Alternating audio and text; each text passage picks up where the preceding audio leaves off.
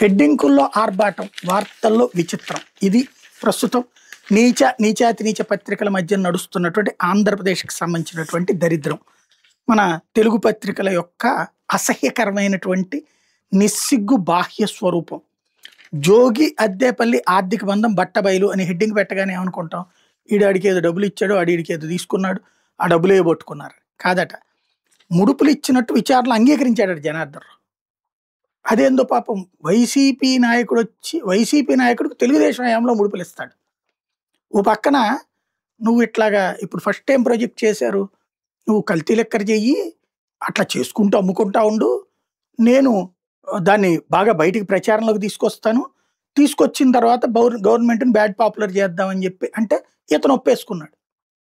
అలాంటి సన్నాసి కబుర్లు, అట్లాంటి సన్నాసి వార్తలు, అట్లాంటి సన్నాసి కేసుల్ని మనం నమ్మక తప్పని దరిద్రం మన దేశానికి పట్టింది, మన ప్రజలకి, మన రాష్ట్ర ప్రజలకు బాగా పట్టింది. రెండోది వచ్చేటప్పటికి జనార్దన్ రావు జోగిరాము మధ్య ఫోన్ కాల్స్. అది వాళ్ళిద్దరి మధ్యన ఫ్రెండ్షిప్ ఉంది ఇంతకు ముందని ముందే చెప్పారు కదా, ఇది అక్కడ పరిచయం ఉందన్నటువంటిది. అయితే ఆఫ్రికా వెళ్లే ముందు జోగి రమేష్ ఇంటికి వెళ్ళినట్టు సమాచారం, నిర్ధారణ ఈ ఆల్రెడీ తెలిసిందే కదా. ఇప్పుడు దాంట్లో అతను రాలేదన్నాడు, ఇతను వెళ్ళలేదన్నాడు, ఇప్పుడు వెళ్ళానని చెప్పాడు అనుకుందాం. పోనీ బేసిక్ పాయింట్ ఏంటి, ఒక ప్రభుత్వాన్ని అధికారంలో దించడానికి ఇట్లాగ పాపులర్ చేస్తే అయిపోతుందా? అసలు ఏమైపోయినాయి? ఆ ముందు ఏదన్నా చెక్ చేశారా? షాపుల్లో మందు ఉందా లేదన్నా? ఎవరికి పట్టా?